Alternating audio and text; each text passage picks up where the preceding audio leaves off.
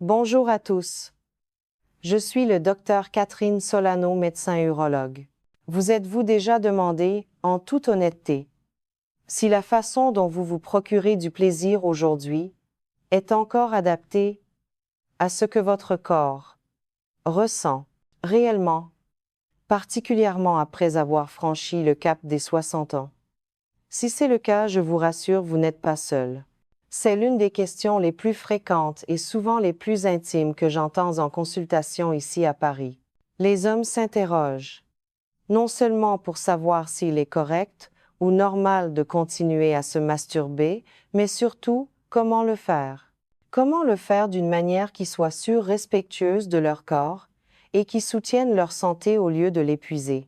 Depuis plus de 20 ans, j'accompagne des hommes qui souhaitent rester connectés à leur corps, se sentir en confiance dans leur sexualité et vieillir avec dignité, force et liberté. Avant d'entrer dans le vif du sujet, j'aimerais beaucoup savoir d'où est-ce que vous me regardez aujourd'hui?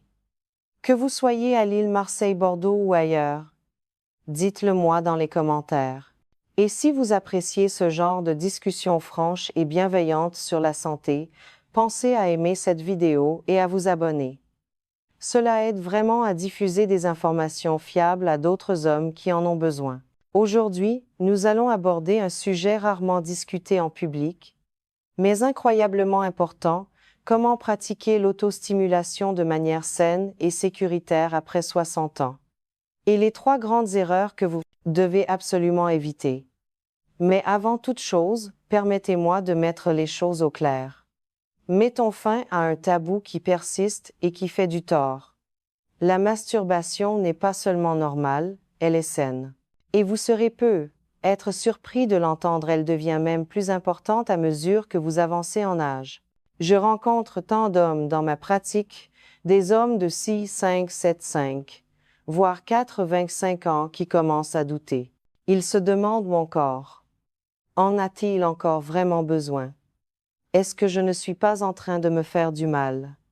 Est-ce que ce n'est pas quelque chose que j'aurais dû laisser derrière moi? Malheureusement, la honte, le silence, ou des mythes d'un autre temps, peuvent vous faire sentir coupable de quelque chose qui en réalité vous aide profondément. Regardons les faits.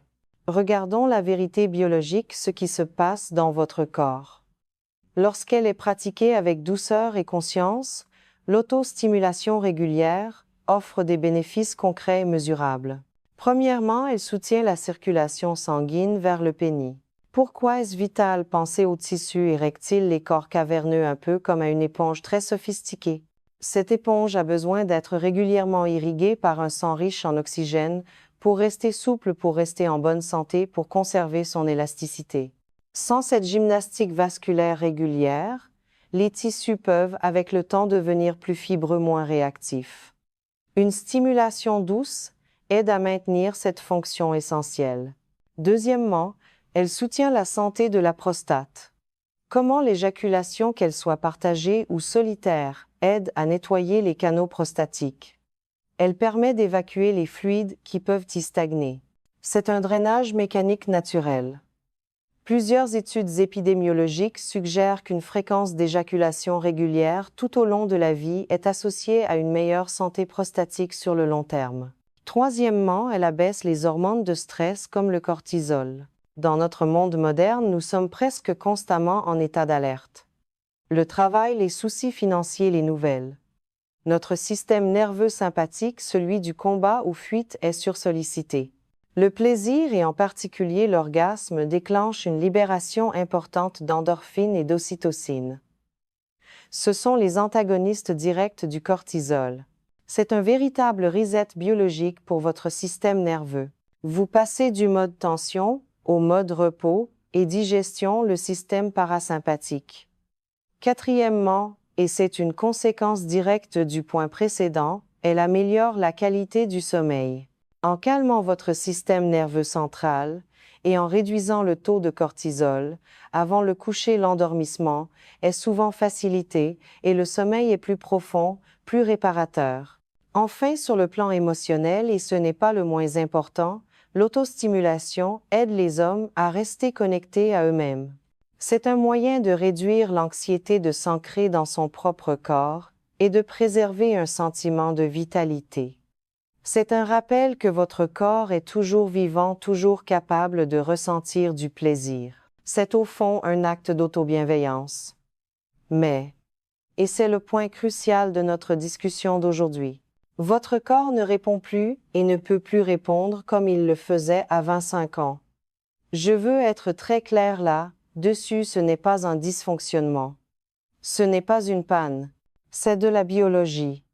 C'est une évolution normale. Avec les années, la peau s'affine, elle devient plus délicate, plus fragile. Les terminaisons nerveuses, disons qu'elles transmettent le message un peu plus lentement, elles sont moins réactives. Les vaisseaux sanguins qui sont la clé de l'érection perdent une partie de leur élasticité. Cela signifie que l'approche que vous aviez du plaisir doit évoluer. Elle doit s'adapter. J'aime utiliser cette métaphore avec mes patients.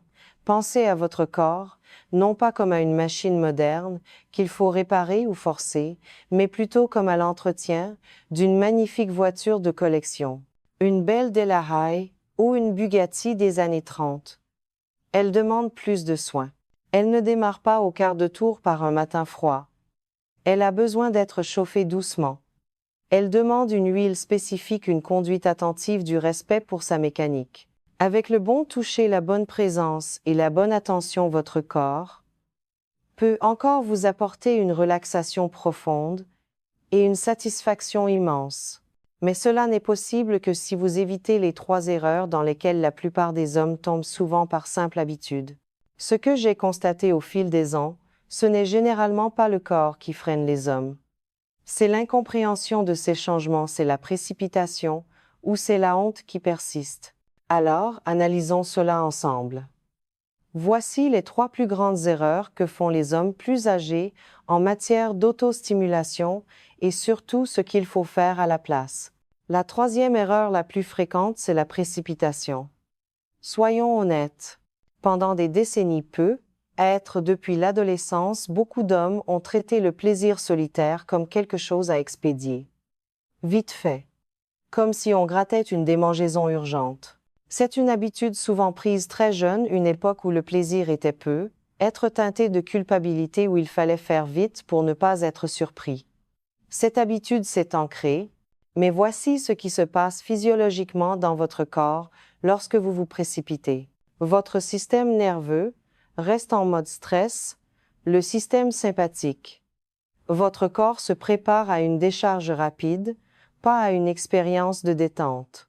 Vos vaisseaux sanguins, au lieu de s'ouvrir en grand pour accueillir le sang, ce qu'on appelle la vasodilatation essentielle, à une bonne érection reste contracté. Votre rythme cardiaque augmente, oui, mais d'une manière anxieuse tendue, et non d'une manière détendue et puissante. Émotionnellement, la précipitation entraîne votre cerveau à associer l'intimité, même solitaire, à la tension plutôt qu'à la sécurité et à la détente. Avec le temps, cela réduit la satisfaction et peut même rendre l'excitation plus difficile. La solution pratique: ralentissez. Radicalement. Je ne parle pas de transformer cela en un rituel d'1 heure, mais même 5 minutes supplémentaires font une différence énorme. Avant de commencer, éteignez les distractions. Pas de téléphone, pas de télévision en fond sonore. Fermez la porte. Prenez 3 respirations profondes. Vraiment profondes. Sentez l'air entrer, remplir non pas seulement votre poitrine mais votre abdomen. Et expirez lentement. Permettez à votre corps d'arriver dans la pièce, de sortir du mode urgence de la journée. Permettez à votre corps de se détendre avant même de commencer le toucher. Lorsque vous cessez de vous précipiter, quelque chose de surprenant se produit. Votre sensibilité revient. La vraie sensibilité. Même si vous pensiez qu'elle avait disparu à jamais. La 2e erreur incroyablement courante est d'utiliser trop de pression ou de force. C'est un réflexe presque logique, mais il est délétère. Voici le raisonnement que fait le cerveau. Je sens moins les choses qu'avant, donc je dois serrer plus fort ou aller plus vite pour compenser. Les anglo-saxons appellent cela le Death Grip Syndrome, le syndrome de la poigne de mort. C'est une image forte, mais elle est juste. Le problème est que le pénis n'est pas un muscle à muscler. Il n'est pas conçu pour la force brute. C'est un organe composé de tissus spongieux incroyablement délicats et de terminaisons nerveuses d'une finesse extrême. Quelles sont les conséquences d'une pression excessive? Des microdéchirures. La peau plus fine avec l'âge s'abîme. Cela crée de l'inflammation, de l'irritation, des rougeurs. 2. Une désensibilisation nerveuse. C'est le cœur du problème. À force de stimuler les nerfs de manière trop agressive, ils s'éteignent. Ils s'habituent. Ils ont alors besoin d'un stimulus de plus en plus fort pour envoyer un message de plaisir au cerveau.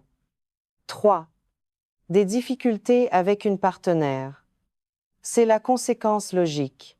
Si votre corps est habitué à une poigne de fer, le toucher d'une partenaire naturellement plus doux semblera toujours trop faible, insuffisant pour vous mener au plaisir.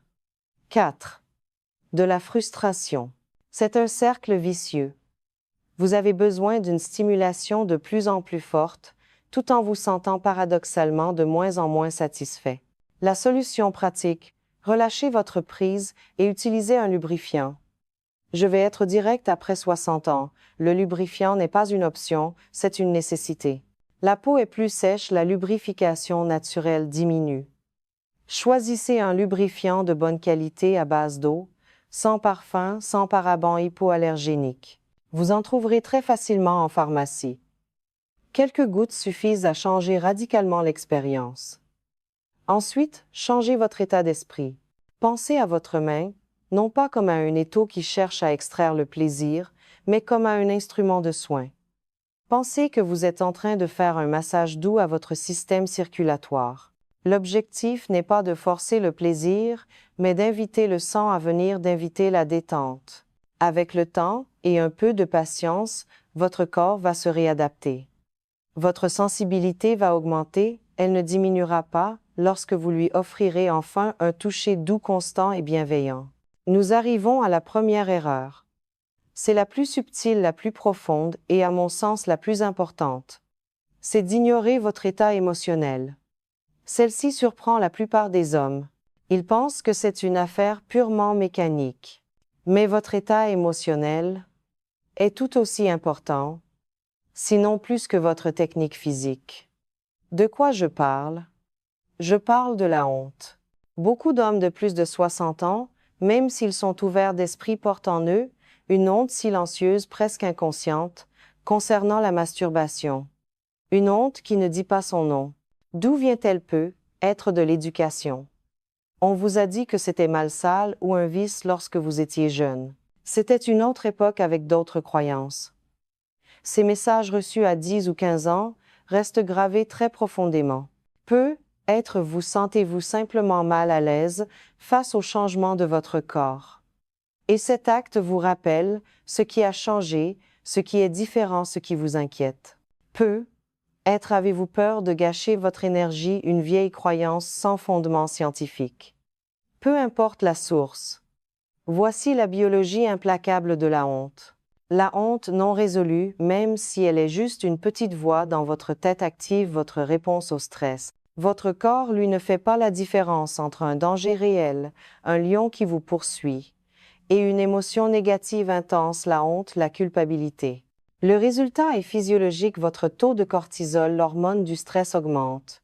Vos vaisseaux sanguins se contractent, vasoconstriction, et l'excitation, qui demande exactement l'inverse, détente et vasodilatation, devient beaucoup plus difficile à obtenir et à maintenir. Émotionnellement, la honte crée une distance avec vous-même, et par extension, une distance avec votre partenaire, si vous en avez une. Concrètement, dans la pratique, cela se manifeste comment? Par une difficulté à se détendre, une incapacité à vraiment apprécier le toucher. Et très souvent, cela se traduit directement par des difficultés érectiles. Le cerveau dit danger ou mal pendant que le corps essaie de dire oui. La solution est de remplacer ce jugement par de la compassion. Rappelez-vous activement, consciemment, que vous n'êtes pas cassé. Vous n'êtes pas défaillant. Vous êtes simplement dans une nouvelle phase de votre vie. Une phase qui demande plus d'intention, plus de conscience et plus de soins. Si cette honte est trop pesante, parlez-en. Vraiment. À un médecin de confiance. À un thérapeute, à un sexologue. Nous sommes formés pour cela. L'intimité n'est pas seulement une question physique, c'est aussi, et surtout, une question de santé émotionnelle. Alors comment mettre tout cela en pratique? Comment transformer cette habitude, parfois précipitée et mécanique, en un véritable acte de soin pour votre santé? Voici une approche simple, en quelques étapes. 1. Créez un espace de sécurité. Offrez-vous ce temps. Verrouillez la porte. Assurez-vous d'avoir de l'intimité et du calme, pas de distraction. 2. Préparez-vous. L'hygiène est une forme de respect de soi. Lavez-vous les mains. Ayez une serviette propre à portée de main. Et je le répète. Sortez votre lubrifiant à base d'eau. 3. Commencez par la détente. Avant même le premier toucher, prenez une minute. Asseyez-vous ou allongez-vous confortablement. Fermez les yeux. Prenez 5 respirations lentes et profondes. Sentez le poids de votre corps sur le lit ou la chaise. Dites mentalement à votre corps que tout va bien, qu'il est en sécurité. 4. Stimulation douce et exploratoire. Commencez lentement, très lentement. Utilisez le lubrifiant. Relâchez votre prise. Variez le rythme, variez la pression toujours légère. N'hésitez pas à explorer d'autres zones érogènes, pas seulement la stimulation la plus directe. 5. Restez à l'écoute. C'est essentiel. Votre corps vous parle. Si vous remarquez la moindre douleur, la moindre irritation ou un gonflement, arrêtez. Faites une pause. Évaluez. Peut-être avez-vous besoin de plus de lubrifiant. Peut-être la pression était-elle trop forte? Ne forcez jamais. 6. Libérez la honte. Pendant ce moment, si vous sentez une pensée de jugement ou de culpabilité arriver, laissez-la passer. Et rappelez-vous activement. Ceci est sain. Ceci est normal. C'est un soin pour mon corps. 7. L'après-soin. Après l'éjaculation, ou le moment de plaisir intense, ne vous relevez pas tout de suite pour retourner à vos activités. Prenez encore une minute ou deux. Respirez, détendez-vous et permettez à votre corps d'intégrer cette détente. Fait de cette manière en pleine conscience, il s'agit moins de finir rapidement que de soutenir la santé de votre corps tout entier. Est-il trop tard pour changer maintenant? Je vous entends penser. Je sais ce que certains d'entre vous se disent. Docteur Solano, c'est bien gentil, mais je fais ça de la mauvaise façon, avec précipitation et trop de force depuis 40 ou 50 ans. Mes habitudes sont prises. Est-ce qu'il n'est pas trop tard pour changer? Permettez-moi d'être très clair. Absolument pas. La première chose à comprendre, c'est que ce n'est pas de votre faute. Personne ne nous apprend ces choses. On n'apprend pas aux hommes comment leur corps change et comment s'adapter avec bienveillance à ces changements. Mais voici la bonne nouvelle. Votre corps est incroyablement adaptable. Il possède ce qu'on appelle la neuroplasticité. Vos nerfs peuvent se rééduquer. Avec de la patience, si vous commencez dès aujourd'hui à pratiquer un toucher plus doux, plus lent, plus lubrifié, votre corps va répondre. Les nerfs qui étaient être endormis par une surstimulation vont se réveiller.